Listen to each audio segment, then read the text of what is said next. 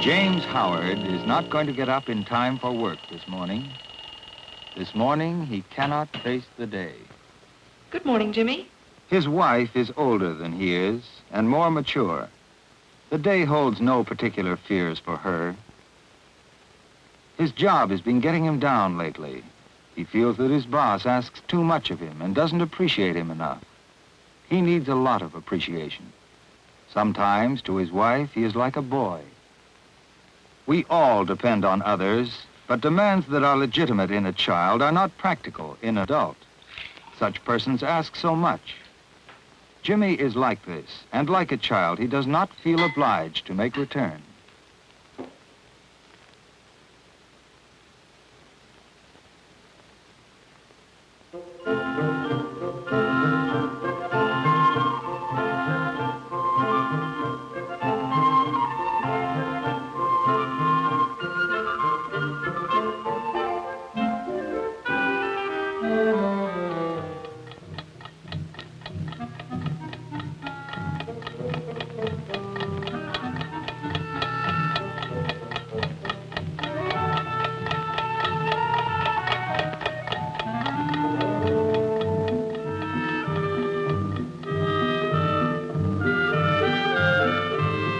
He is late for the office, but he is not consciously avoiding his work. He feels very badly about not being there. He feels sick, too, and because of that, he can justify himself. He is not a malingerer. He is sick, all right.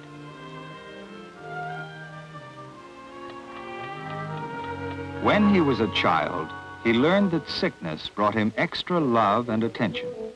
As he grew, he found that he could always gain by being sick. The self-reliance he should have developed was stunted, mostly because of a mother who protected him too much and a father who neglected him and whom he dreaded. Now, to feel strong, to work well, to cope with his problems, he has to feel loved and appreciated.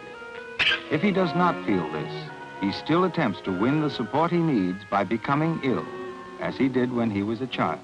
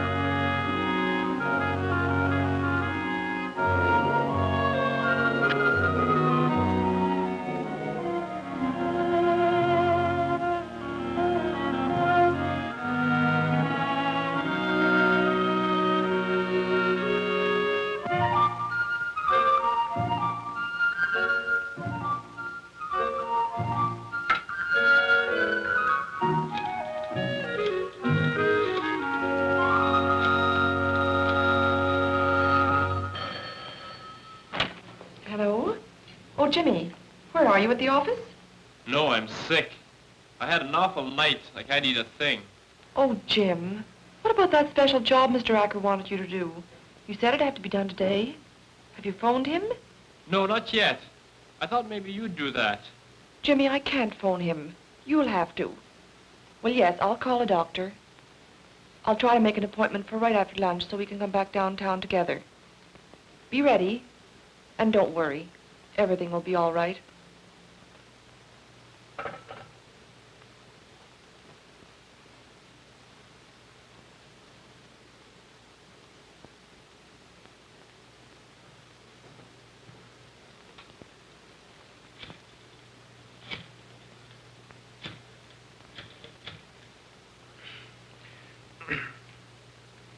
Let me speak to Mr. Acker. No, wait. Is Mr. Hammond there? Hello, Art? This is Jim. Look, I tried to get Acker, but his line was busy. Will you tell him that? And tell him I'm sick, and I've made an appointment to see the doctor. Oh, I don't know what it is, but I feel lousy. Swell. Thanks, Art.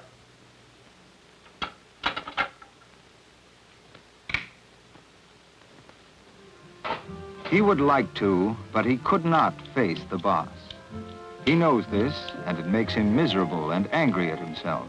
And as to the boss's phone being busy, people who are upset as he is sometimes lie more to fool themselves than others, only to feel guilty afterwards.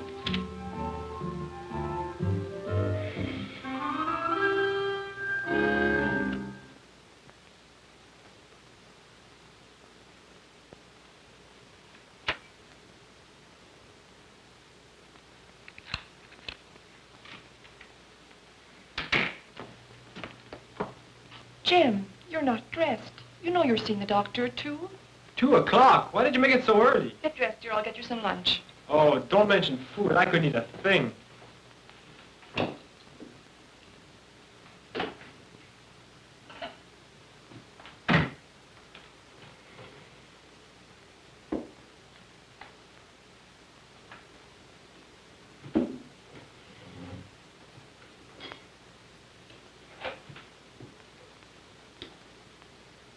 Call Mr. Acker? Sure. Did you fix it up about that special job? Well, I couldn't do it. I said I had to see a doctor. How's everything at the office? Oh, all right. Very busy. You almost ready, dear? What tie should I wear, Marion? My gray suit. The tie is unimportant. What does matter is for people to concern themselves about it. Oh, anyone will do, dear.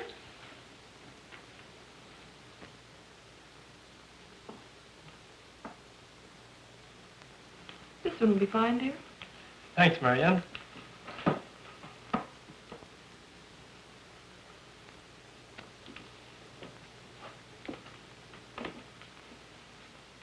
Better hurry. We'll be late.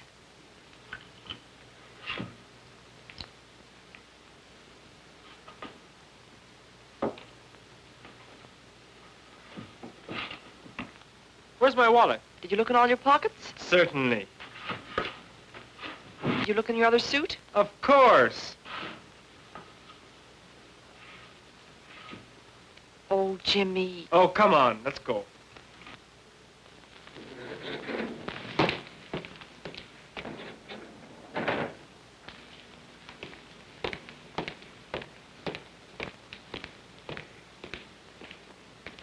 Mr. Howard? Yes, I have an appointment with the doctor. They're a little late. Only a few minutes. Oh, it's all right, but there's someone with him now. He won't be long. Won't you sit down? Fine, I don't mind waiting.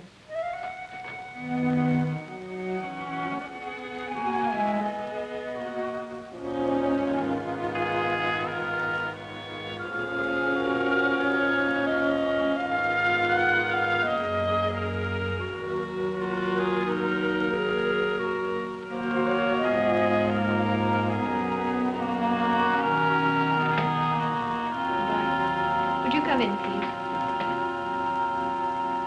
Come in, Mr. Howard.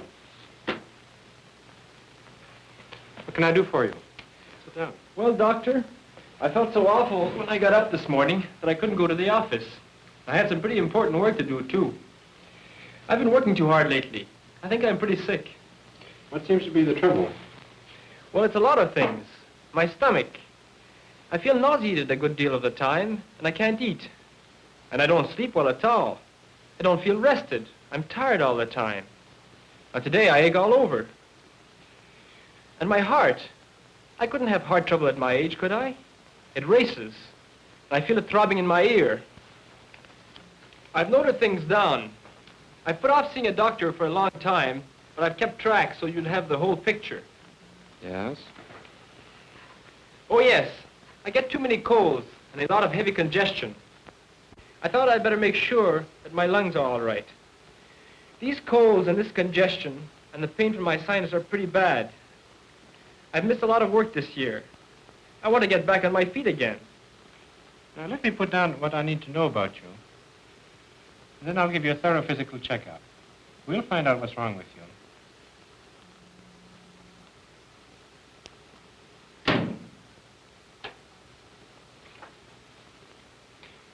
You can get dressed now.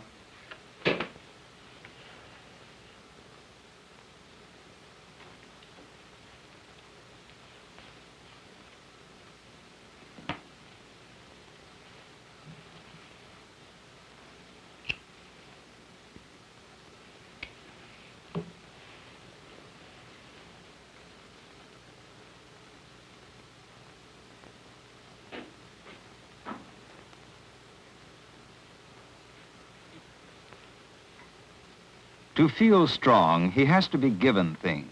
He needs tokens of affection. If they are not offered, taking is sometimes better than having to ask.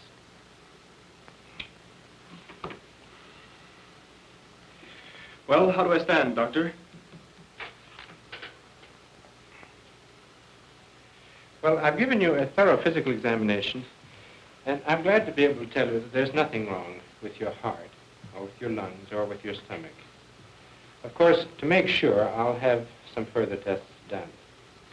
But as machines, these organs are fine. It is not easy for everyone to grasp the idea that emotional conflicts can cause real illness.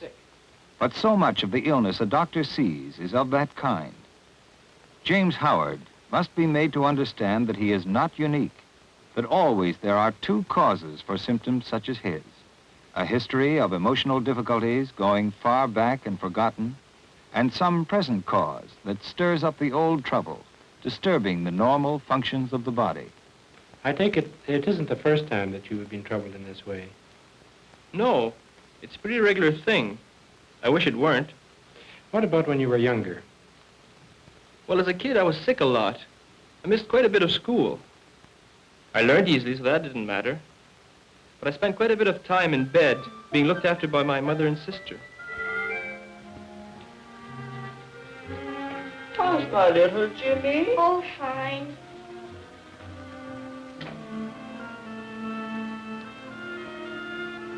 Is poor little baby sick again? Mother, if you're too busy to help me with my homework, I'll go out and play baseball. His scorn is jealousy. He would like this attention for himself. Never you mind, dear.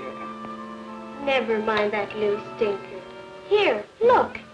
Dee-la-dee-da-dee-da-dee-la-dee. Here's your medicine, dear. No, I don't want it. Oh, come on, take it, sweetheart. It'll make you better.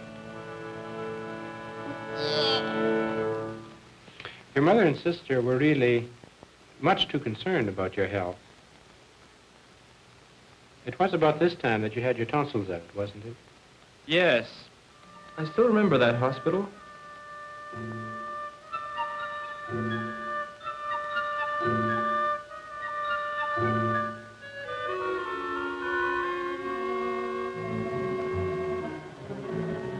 Mommy, Mommy, Mommy, Mommy, Mommy, Mommy, Mommy, Mommy.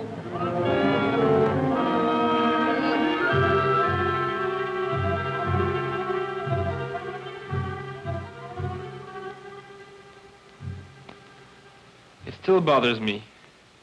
I dream about it. Of course it bothers you. It can be a very harsh experience for a child of that age. But sometimes these things have to be done.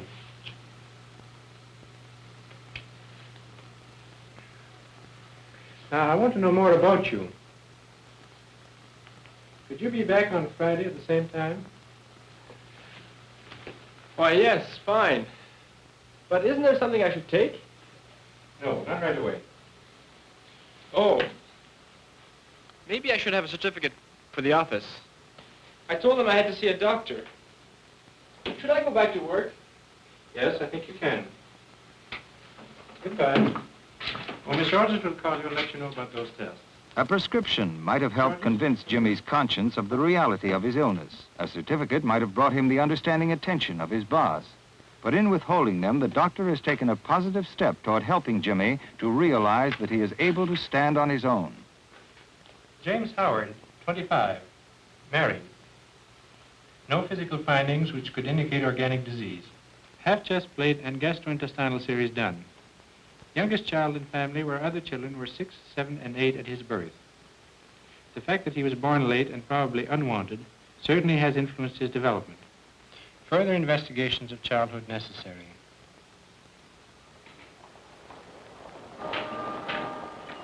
Players and matches. He had expected the doctor to protect and back him more. Because he feels that he has been let down, he will seek comfort where he can.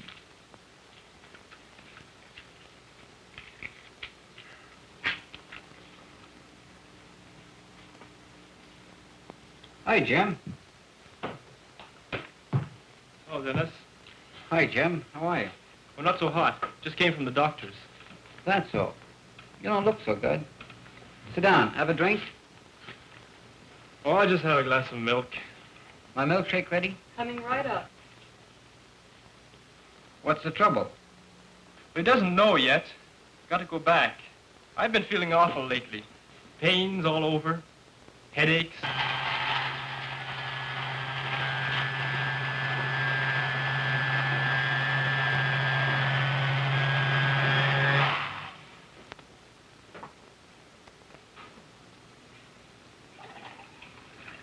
Well, that's too bad, Jim.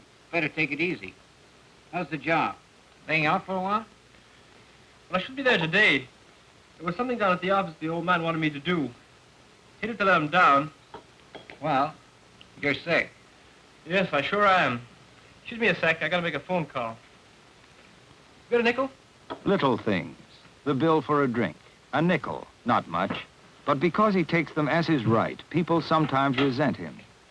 Because he is disappointed and unhappy, Jimmy, like a child, turns as a child does to his mother as the only safe source of comfort and help. Hello, Mother? Well, not so good. I've just come from seeing the doctor. Well, he's not sure yet. No, I'm not going to the office today. Just going to be there? I promised Marion I'd be home to dinner. But I can drop by your place on the way. Oh, I can get there by myself, all right. Okay, pretty soon. Did you pay? Shouldn't have. Thanks, beautiful. That was my mother, Dennis. Wants to see me. I'll be seeing you soon, eh? So long. Well, dear, didn't he say what was wrong? Did he take any x-rays? Well, no, he didn't. He knows what he's doing. I did expect him to give me a prescription, though. Well, what you need is a little looking after. Hello there. Anybody home? Oh, there's your sister.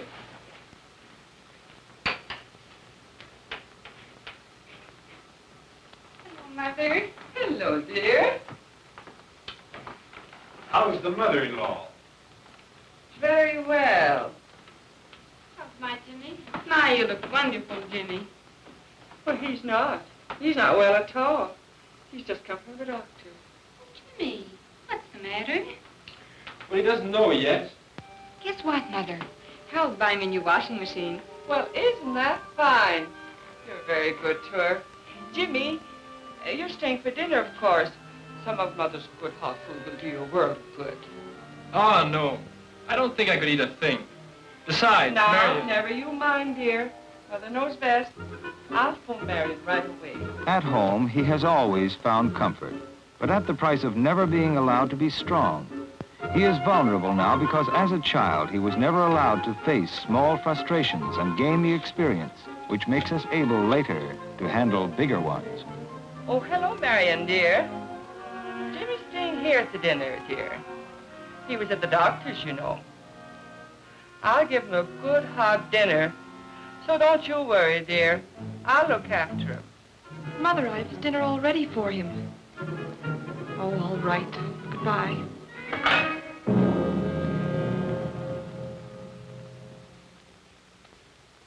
Worrying over a long period of time can upset you just as much as a physical illness. We are built in such a way that if we get upset, we feel that we're in a jam. Our body automatically gets ready for action. The heart starts beating faster, the muscles tighten up, the stomach slows down. we breathe hard, and we sweat. Now, those changes are perfectly normal, as long as they don't last too long. But if you're worried over a long period of time, or even if you succeed in pushing those difficulties out of your mind without having solved them satisfactorily, then your heart may start pounding, or you may start to get muscular aches and pains, or indigestion, or other discomforts which may leave no permanent damage, but which make you feel just as sick. Now, in order to help you, we'll have to review your life right back to your childhood.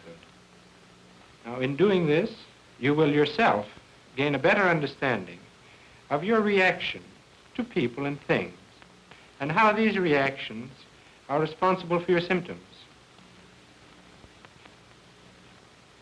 Well, I know you said it would take time, and certainly I've been doing a lot better these last few weeks. But now everything's gone wrong again. Today I feel as bad as I ever did. You're bound to have relapses, Jim. In this kind of treatment, you should expect them. You go forward, then back a bit. Altogether, I think you've gone forward a good deal. Now, what's happened? The incident itself was simple. His growing confidence led him to make an appointment to discuss a job of the kind he had always wanted, and which, with his real ability, he could manage very well. While he was waiting, he suddenly felt terrified without knowing why. Yes, Mr. Stone. I felt panicky all of a sudden. I knew I couldn't stay there. I had to say I had another appointment and couldn't wait.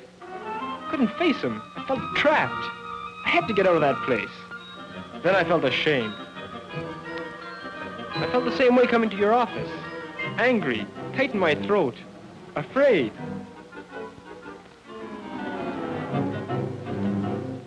I felt like a small child. I felt the same way with my father. I always wanted to be like him, to do the things he did. But he never took the trouble to help me learn. No, Jimmy, you can't use my tools. You're too young. You don't know how to use them properly.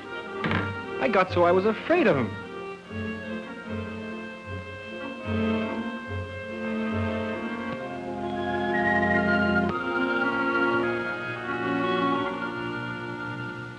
Now do you see why it was so difficult to go in and see about that job?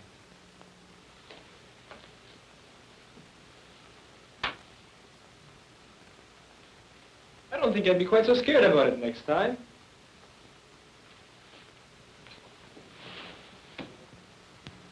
Oh, Doctor, Marion and my sister want to talk to you about me. Would that be all right? That'd be fine, providing you agree. He nearly died at birth. Mother never got over the fear of losing him, after not really wanting him in the first place, I think. Yes. She was too old and hadn't planned on having any more children. I'm afraid we treat him much the way your mother did. We've always more or less looked after him. Marion and I have been friends for years. That's how Jimmy met her. I see. Jimmy was awfully upset after Father died, and Marion was good for him. I helped get along. Yes. We started going out together. I got him to take up golf. Although Marion protects him and leads him, she does so without robbing him of self-esteem. And since he feels loved, he feels as though he has gained new freedom from the over-anxious domination he has known at home. We had marvelous times together.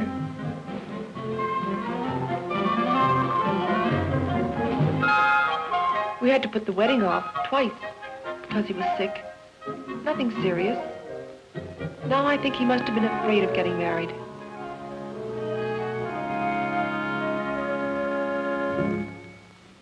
We've been very happy together, except for Jimmy's sickness. And I know he hasn't liked his job, except that I want to have babies. Of course. Jimmy loves children, other people's. I think he's afraid to have any of his own. You can help him by realizing that he is an adult, full of capabilities. Don't treat him as a child. He may like it, unconsciously, but you may be sure that he doesn't really want it, and that he resents it. Encourage him rather to do things. Don't take over too much. Stand by him. Remember that he needs and wants to depend on himself. Pay more attention to his assets rather than to his flaws. He has many assets which deserve your respect, and he's a very capable man. As his treatment progresses, Jimmy becomes able by himself to free himself from the early fears and longings that have been such a crippling influence on his life. Jimmy and his sewing circle. The lack of understanding support and example from his father and too much protection from his mother and sister kept him from a boy's normal competitive games.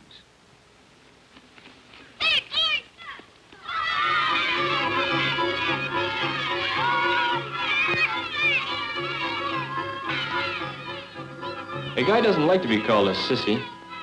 I wasn't a sissy.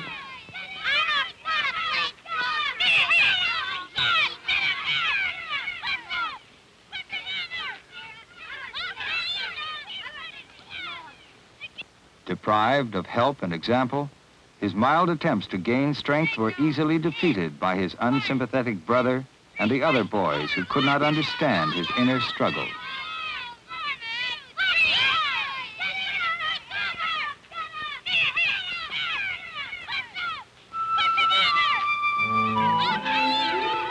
Home was the only place of refuge from the disappointment of his failures.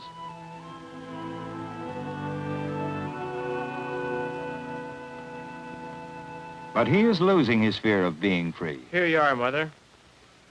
Now, I want you both to come to dinner. I've made your roast pork for you, Jimmy, and lemon pie. That's swell, Mother. Oh, I forgot. I told a couple of fellows we'd try to meet them at the hotel. It might be a lead on that agency job. You can see them again, dear. You go if you think you should, Jim. I'll stay with Mother. Well, I'll phone you later. Have a good dinner. Goodbye. Goodbye. As yet, he can gain his independence only with assistance. Marion helps him to be free and protects his mother from feeling too much deserted.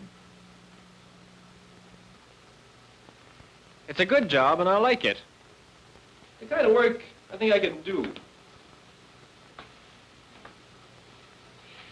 you remember last week I was telling you about always wanting to go fishing with my father, and he never would take me? Yes? I always hoped he'd take me, but he never did. Oh, please. Oh, Jimmy, you're too young. I'll take you sometime when you're older. I had a dream the other night. I did go fishing with him, but it was all mixed up. I was the fisherman, with a hat full of flies and high boots and a tremendous fishing pole. And my father was barefoot and was fishing with a stick and a bent pin and catching nothing. But I caught a beautiful big silver fish. Stop rocking the boat.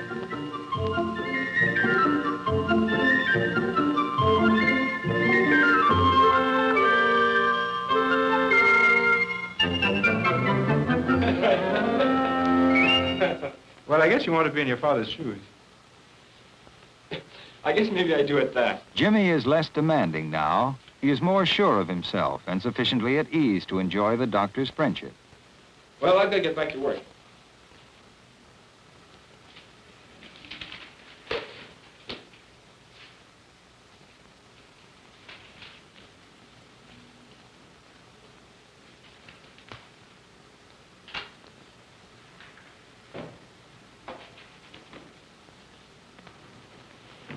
I'm leaving now, Mr. Howard, unless there's something you want me to do.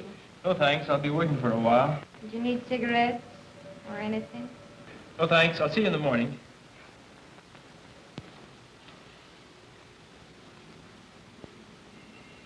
Hello. Hi. Am I late? No. Be with you in a minute, dear. How's the tummy today, Jimmy? Could be worse. Met your boss. He's nice. Oh, he's all right. But don't let him take you in with this fancy talk. I guess I'll finish this tomorrow. Can't keep the wife waiting, you know. Jimmy is on his way to better health. He has learned to respect himself, and that discovery has freed him from his overdependence on others. Hey, what are you trying to do? Kill me? Now, satisfaction in his own accomplishments comes from within himself. And with this new strength, he can begin to give attention and affection to others.